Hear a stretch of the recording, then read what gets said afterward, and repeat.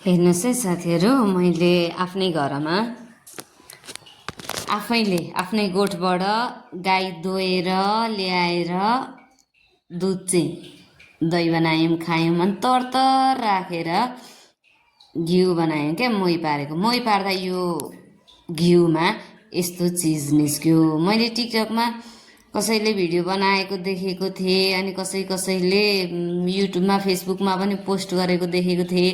दुध खराब आयो, दुधमा केमिकल हालेर के हालेर दुध बेच्छ ग्वालाले, के हालेर दियो व्यापारीले, अनि यस्तो हुन्छ भनेर भनेको थिएँ। तर यो चाहिँ मैले कतैबाट किनेर ल्याएको दुध होइन।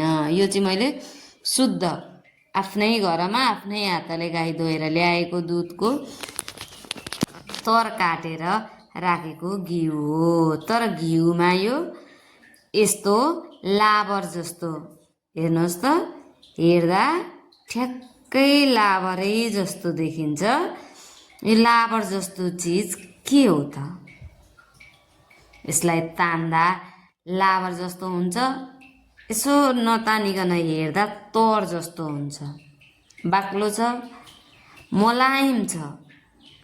यस्तो चिज दुधमा भेटियो, घिउमा, दुध तताएका ठाउँमा भनेपछि यो हामीले बजारबाट किनेको दुध पनि अशुद्ध भएर यस्तो हुने रहेन रहेछ। यो केही रियाक्सन हुन्छ होला सायद। यो केही न केही चाहिँ दुधमा रियाक्सन भएरै यो यस्तो हुन्छ, नत्र भन्दा यस्तो नहुनु पर्ने। आजभन्दा अगाडि मैले हाम्रो घरको दुधमा या घिउमा यस्तो कहिल्यै पनि भेटाएको थिइनँ। पहिलो पटक भेटाएँ, त्यही भएर भिडियो बनाउन मन लाग्यो।